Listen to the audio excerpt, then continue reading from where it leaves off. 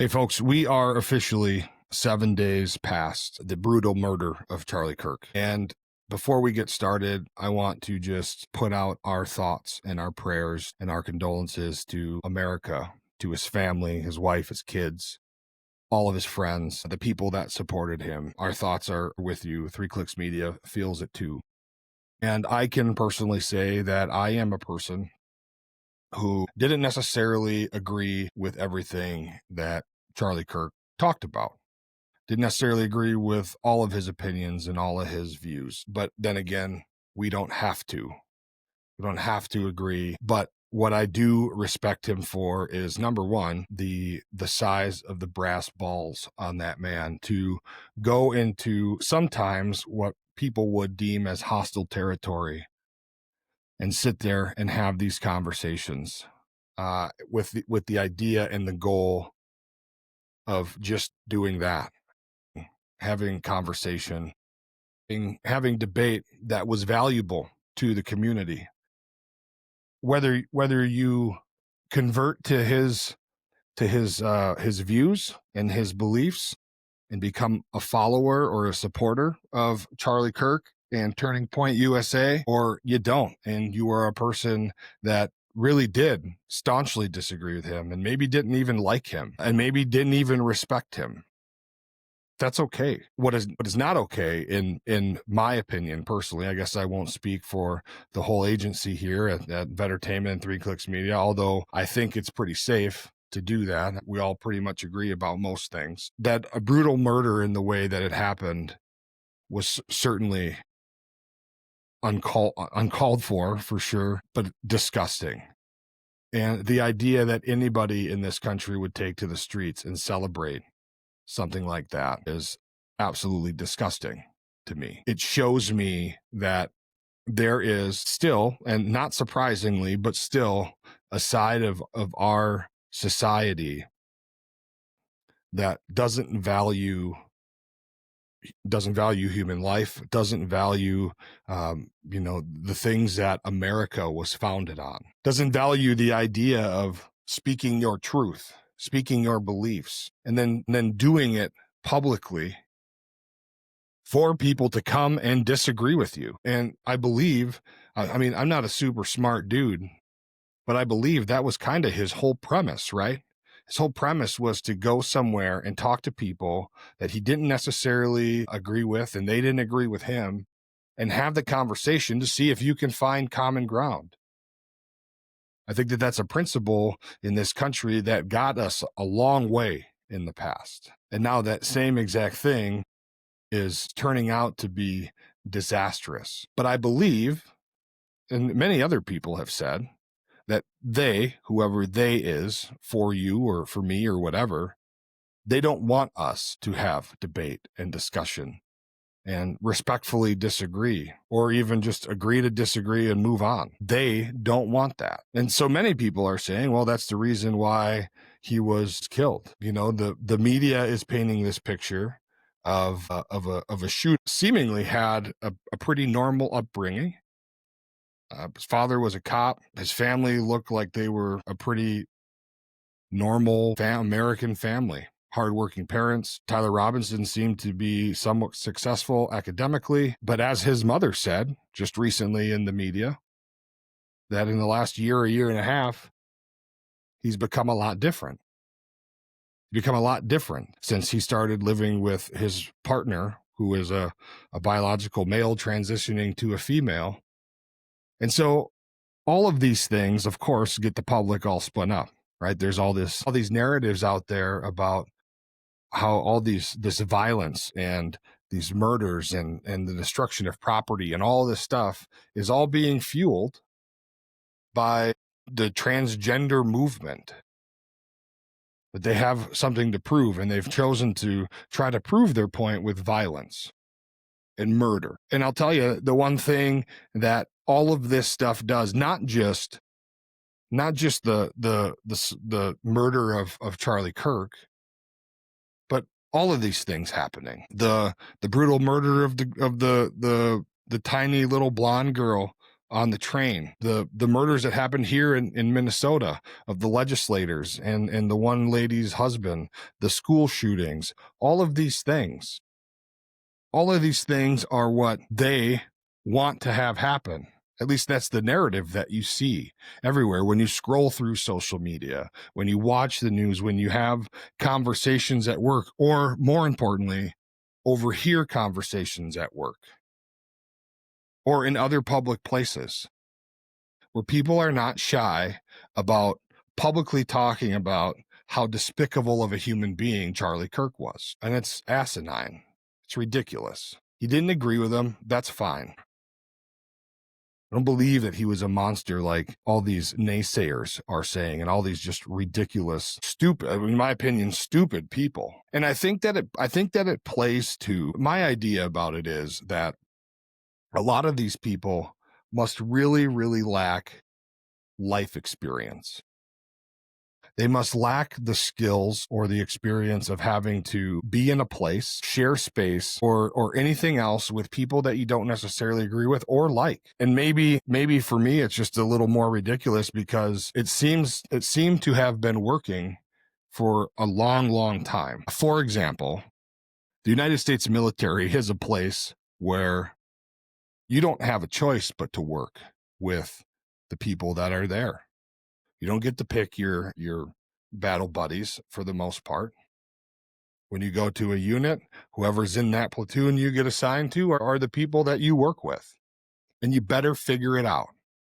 Because if you don't, there are bigger consequences. If you can't figure out how to work together as a team, if you can't figure out how to communicate, if you can't figure out how to support each other, even when you dislike what they say, you even just dislike them as a person, you are going to fail.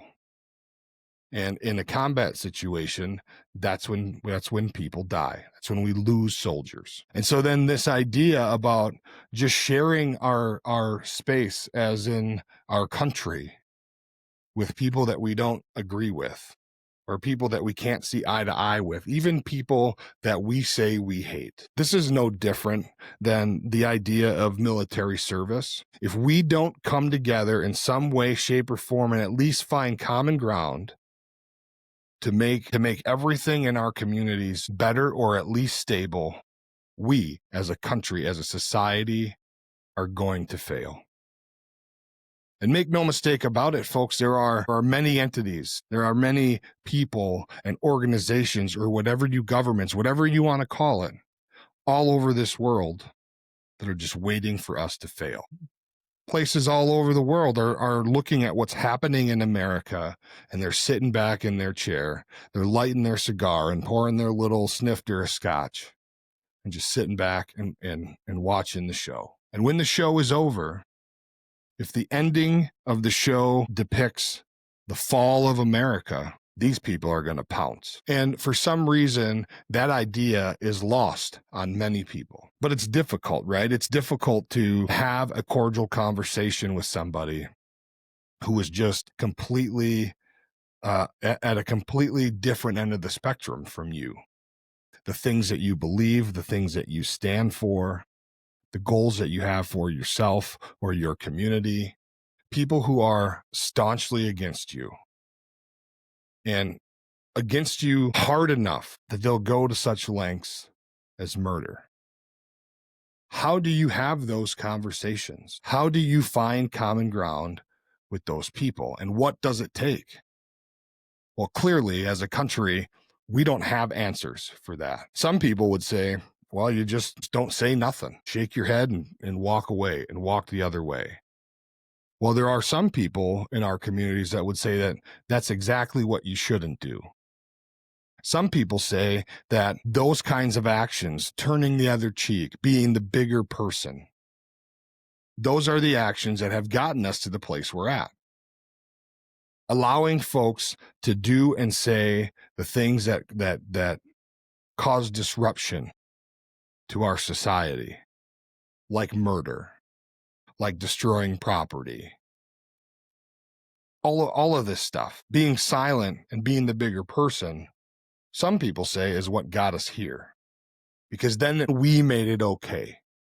We made it okay by just turning the other cheek. And the far out people that mean to do us harm and want to see all of this crumble, they catch on. They caught on to that. I think one of the biggest mistakes as Americans that we make sometimes until we experience it is not giving our enemies or the opposition enough respect to realize that they're not necessarily always stupid. They're not dumb, and that they're not observant. When we sit back and let things go because we want to be the bigger person, it makes it okay for the people that mean to do us harm or do something to disrupt or take down the system, so to speak. It makes it okay because they know that we're just going to be the bigger person, and they're okay with being the smaller person. And so, like, this is not me trying to say that we should be taken to the streets and eye for an eye, you killed Charlie Kirk, so we're going to kill you type thing. That's not what I'm saying at all. And also remember that a lot of this stuff that you see and you hear is political theater. And it all gets encased in all of these words that people don't necessarily understand, all this legal jargon and political rhetoric and all this other stuff. How about we have conversations like real, regular people? Like, what does this stuff mean to the lay person? What does it mean to be a college age kid going to one of these events? Maybe you're somebody on the fence. Maybe you're not somebody on the fence. Maybe you're staunchly on your side of the argument. But you've agreed to go to this event, hear the guy out. I think many people were surprised that he would sit and listen and hear them out, knowing that they disagreed, and also knowing that a lot of people showed up there just to try to get views and clicks, and then just to disrupt. But he talked to everybody that stepped up to that microphone, and he was always respectful to them. But imagine being there. Maybe you're on the fence. Maybe you know what side you're on, whether it's the side A or side B. And out of nowhere, there he is, dropped. I mean, and if you watch the video, anybody who thought that he was going to make it out of there just doesn't know what they're looking at. Didn't understand what they watched, and rightfully so. I don't believe that children and adults, for that matter, I don't know that people need to watch that. I also agree with many others all across all these platforms that say that video should be taken down, never to be seen again. But it won't. It'll remain out there forever. So you're at this event, shots ring out, you watch him fall, you see massive amounts of blood squirting from his neck, and you start to run. What does that do for your cause?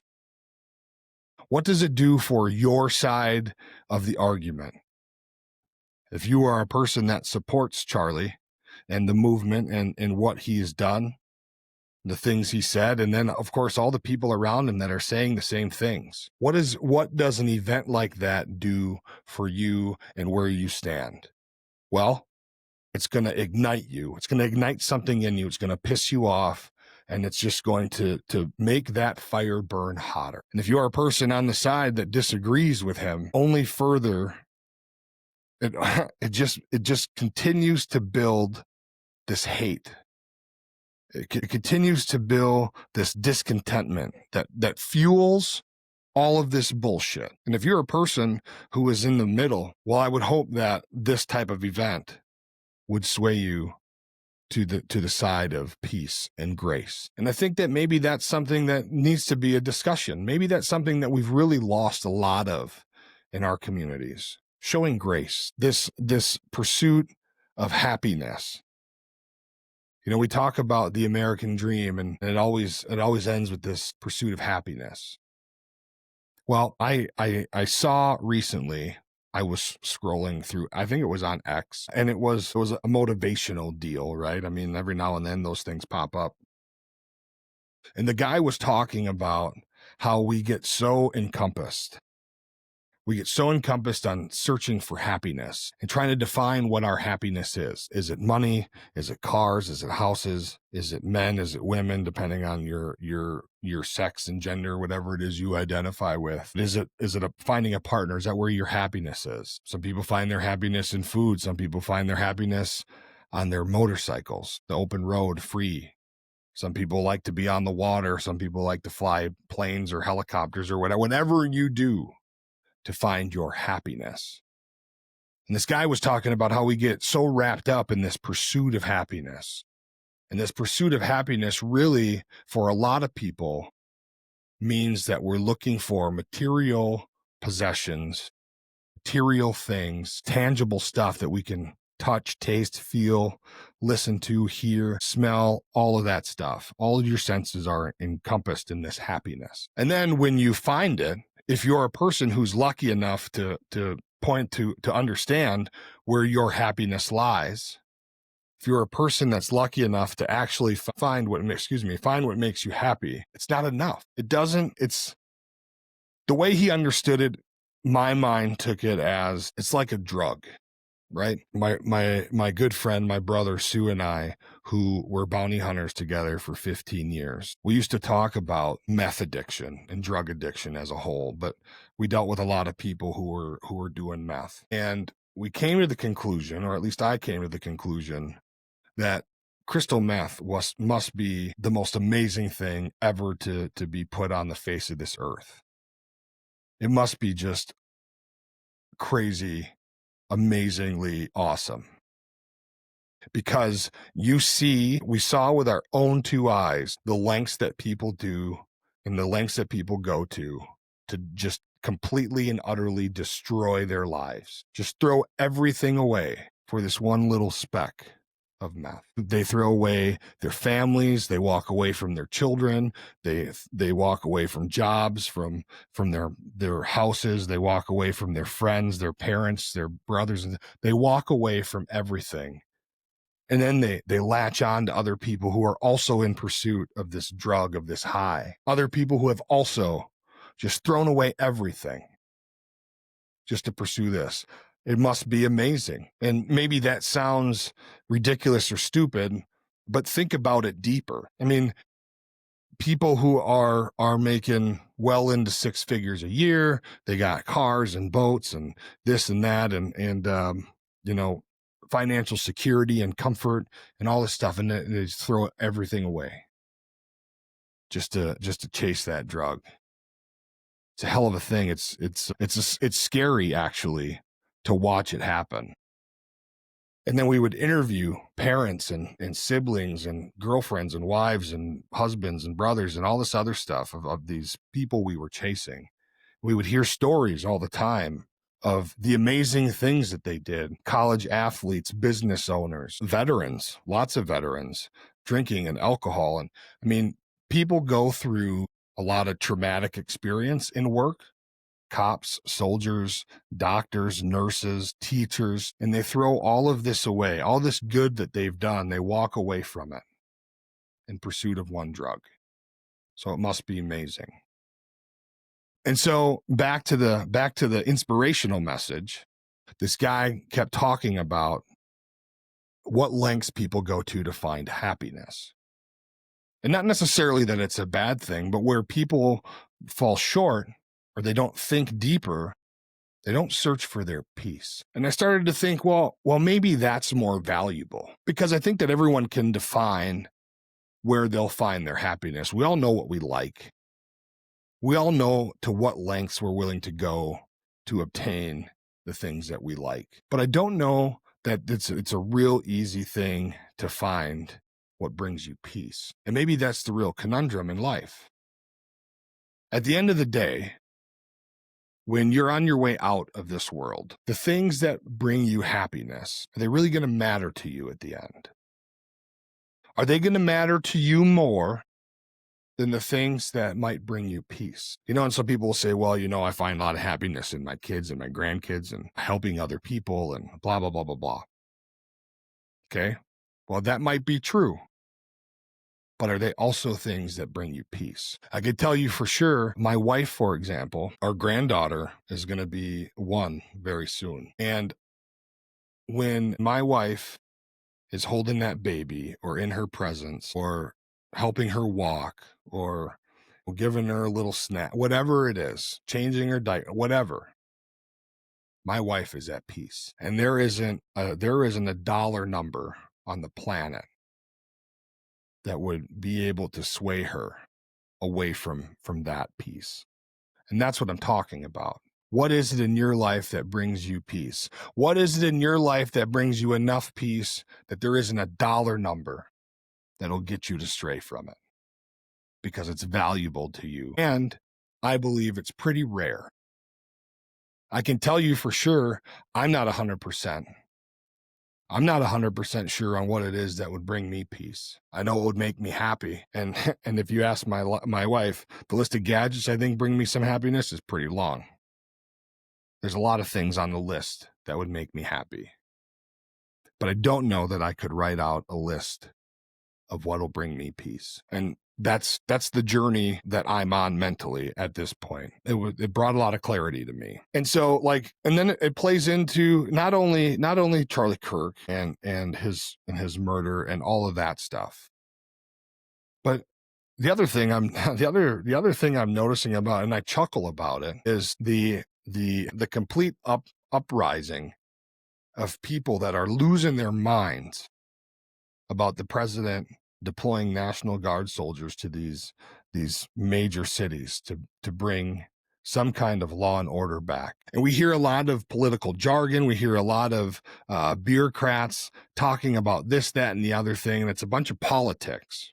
It's a bunch of politics and red tape. Again, and I've said this about many other issues, why is nobody asking the people that live there? Are we going out, and maybe they are. Maybe they are. I shouldn't say that they're not because I don't know that for sure. But it would be really difficult for me to believe that people that live in these communities that are being terrorized by their own people, illegal aliens, criminals, drug dealers, prostitute, whatever it is. I mean, it's different everywhere. But the people who are being perpetrated by this stuff, the mothers and fathers and brothers and sisters of all of these people that are killing each other, how do they feel about it? The people that own businesses in these communities and they get destroyed and it puts some businesses out of business because they can't afford to fix it. They can't make another insurance claim. Insurance ain't going to cover it. And now before you know it, your whole life is gone. You've put everything you've had and everything you've ever worked for into a business, and now it's destroyed. It's gone. And it's happened to you 2 or 3 times in a year or two. Insurance ain't paying anymore. Insurance is dropping people. And so what are you supposed to do? You got to have insurance. Well, at least that's what they tell you. But now it's useless because they're not paying out. And then what you hear from people is, well, if your business was destroyed, why would you rebuild it in the same spot? And it's a stupid ass question. It's a dumb narrative. It shouldn't be destroyed in the first place. A long time ago, cops in this country started to become handcuffed by their own administration, their own leadership. They weren't able to do their jobs. They weren't able to take people off the streets and put them in jail where they belong. And when they did, the judges just changed their way that they operate, letting them out on sign and release bonds, giving them tickets to ball games if you promise to come to court. And I hate to say that it all goes back to politics, but a lot of times it does. It all goes back to the next person who's looking for votes or the next person who stands to gain some power and control over whatever the situation is, or somebody stands to make an ass load of money. And because of these things, our communities suffer. And then the legacy media puts out these narratives and keeps people pissed off. They don't ever talk about any kind of closure to any of this stuff. I just saw yesterday that Luigi Mangione, they dropped the charges on him or something. Okay, well, if he's innocent and they've dropped the charges, okay, but how long has he been sitting in jail? And what happened to that investigation? If he didn't do it, who did? And if you're releasing him because he's innocent, what evidence did we find to see or know that he didn't do it, that he's being released? That's what news is. What's happening with that? What happened with Vance Bolter, the guy that slaughtered the legislators here? I know it didn't happen all that long ago and it's an active investigation, but there's no updates. People in the communities want to know what's happening, which is probably why social media has become a powerhouse for information. Because the folks who are actively in it can pick up these things and put it out to you right away. And then you can see it for your own eyes. We don't have to wait till our favorite news station says something about it. We don't have to wait till the local news channel says something about it. We can get on X or Facebook or TikTok or whatever it is you use. You can go there to get it. And usually right from the mouths of the people who were there or know somebody that was there. And then on the flip side of that, there's also always a lot of bullshit. So you have to learn how to use your bullshit meter. And you have to know how to think a little deeper and put two and two together, what makes sense, what doesn't. And I believe that's probably where we fall short in this country, because there are a lot of folks that don't have the ability to think deeper. They don't have the ability to go out and look for other answers. They don't have the ability to have civil conversation or even civil discourse, if that's even a thing. But the question still stands, what do we do about it? What do we do next? And I don't know. I'm just a motorcycle parts sales guy that likes to sit in front of a camera and talk about these things because nobody else is. I guess what we do next is up to you individually. What I will say is what we do next, if you are so inclined, is to keep speaking your truth respectfully, without violence, have disagreements, have debate. Just like Charlie was doing. He got murdered for it. And there's a lot of theories out there about why. There's a lot of information about this Robinson kid and what he said and the text messages between him and his boyfriend or girlfriend or whatever you want to call it, and conversations between his family, friends, and his parents, and like that whole story. There's also stories out there about Charlie's security people and their hand signals, which I think is bullshit. I don't think that that's a thing at all. And there's also theories out there that this was the doing of a professional hitman, and it was another country somewhere in this world that did it, that contracted it, that trained the person, that whatever the case may be. There's those theories out there also. A lot of conspiracy theory, and there always is, and there probably always will be. But I think we need to figure out what this means for us individually and how we go back or try to find a way back, if even possible, to the way things were. Shit. It would be sweet if we go back to the 90s, the way things were in the 90s. But that's not going to ever happen. We had a good time in the 90s. I was young, but we had a good time. But I just, I guess I don't know. I guess I don't know what else to say or how else to get the message across. I believe that we as a country, as a community, we need to do better. I mean, plain and simple, we need to do better. I think that it's going to take a lot of work, and I think it's going to be a while before we see things get all too much better. I think it's going to be a while. I think the people who are causing problems are pretty deep rooted in a lot of different corners of government and communities and all those things. It's going to take time for them to be rooted out, and whatever happens, happen. But in the meantime, what we cannot do is let things like this scare us from speaking our truth by saying the things that you need to say. Do it respectfully, do it without violence. I guess it doesn't even have to be respectfully. There's absolutely zero reason, though, why anybody should be murdered for the things that come out of their mouth when it's about their belief system. And when you can openly display that you will have respectful conversation with somebody. And I understand that nobody has to do that. Nobody's entitled to their respect or whatever your opinion is or the opinion of people. I get it. But I'm here to say that clearly we can't move forward as a society, as a country, until we figure out how to just agree to disagree, and move on to the next thing. Have our political disagreements, our political discourse, if you will, but be willing to debate it. Be willing to at least hear people out. You don't have to agree. You don't have to like it. You don't have to support it. None of that. But somebody who displays openly that they are a staunch believer in the words that are in that book, the ideas that are preached to so many people all across this country as you come up, as you're raised, as you get older and form your own opinions.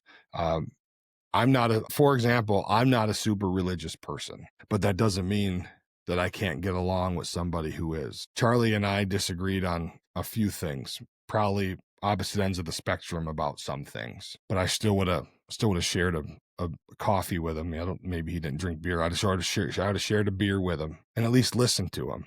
Because if nothing else, he was an extremely smart person. And he was also very respectful of everybody, as respectful as they allowed him to be. Sometimes you just can't sit back and get bashed in the face. You have to stick up for yourself. And I think he did that well. He always came with facts and receipts. I don't know how many discussions we saw of him spouting off facts and scripture and statistics and just data. And the people across from him were standing at the microphones, just had nothing to say. There's no response to the truth when you refuse to identify it. So I don't know, this is 38 minutes of me rambling maybe, but I just had things that I thought I wanted to get off my chest, and things I thought needed to be said. And who knows, maybe everybody that watches this will disagree with me. The beautiful thing about this place we call home is that you can get on here and you can get on YouTube and Facebook and TikTok and Rumble and all these different platforms, and you can ramble on if you want. And the cool thing about it is, if you don't like it or you're not interested, you don't got to click on it. Just like if you didn't like Charlie's message, don't go. And don't listen to it. But I think it's very clear, if you look, or if you haven't, you should, at the response around the world that this had, and the amounts of people who are gathering in unity, in support, in remembrance of Charlie. And if I don't know, man, I think that he would have been extremely humbled to see the amount of people who are now coming out to support him. Because it's easy, right? It's easy to lose track of those things when you're a person that does the things that Charlie did. When you're sitting at a place like this, or you're on a stage and you're making content and you're putting it out, and you're filming your discussions with people and putting it out. Of course, he knew that people were watching. I mean, they all see it. But to a certain extent, when Charlie looked at his accounts, it's all numbers, right? And there's tons of comments and people come out to his events, but there's still so many. The numbers are massive of people who are saying, oh, I used to watch him every day. Showed up in my feed every day, at least once. I think it's probably pretty easy to lose sight of how many people you're touching when you have a massive platform like he had, or has still. I think he would have been extremely humbled and just over the moon grateful about the support that he has now in death. But I think he would have been just as surprised and grateful and overwhelmed by the support he had. And so before we leave you, one more time, our prayers and condolences and thoughts go out to everybody affected, but mostly to Charlie's family, his two little children, his wife, his parents, and all of his close friends, and everyone that was a support, everyone whose life got touched by him. Our thoughts and prayers go out to you. Until next time. Again, sorry for the rant, but I thought it was a good way to just speak it, and maybe somebody agrees, maybe they don't, but we got to do better, folks. And if you're a person that agrees with the idea that we have to do better, let's start talking about being better in person with people that maybe need to hear it. Let's not be shy about it any longer. Let's do better.